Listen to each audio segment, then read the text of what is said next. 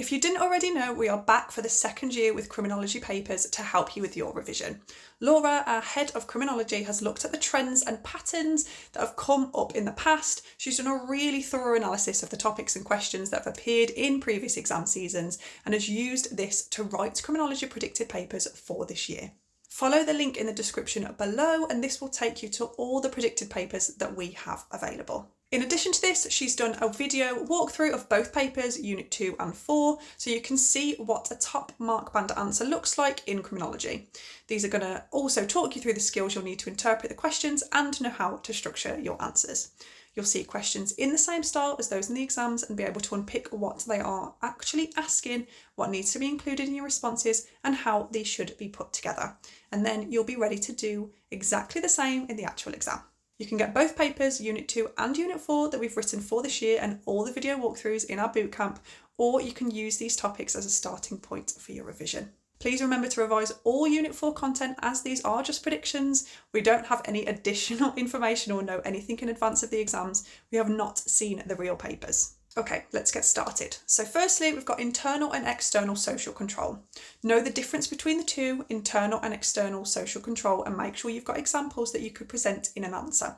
Remember that the specification is quite clear about different types of social control. For example, the spec lists tradition, rational ideology, and internalisation of social rules as types of internal social control.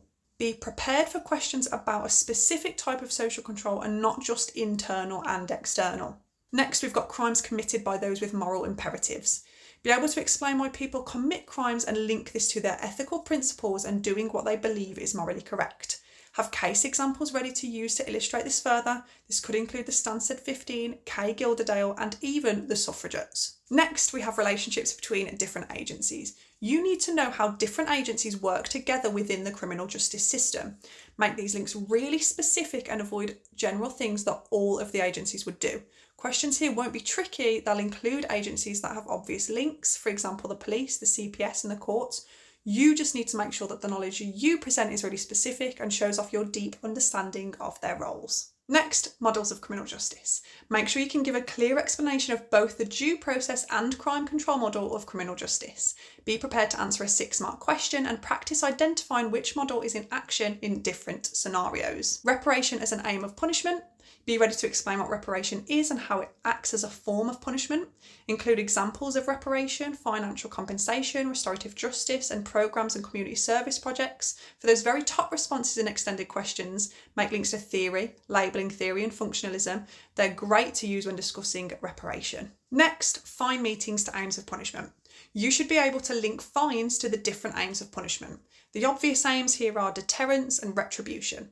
In a question like this, take each aim of punishment in turn and link it directly back to fines. Having data to use as evidence is always really useful in questions like this. Information on how successful they have been, for example. Then we've got working practices of the prison service.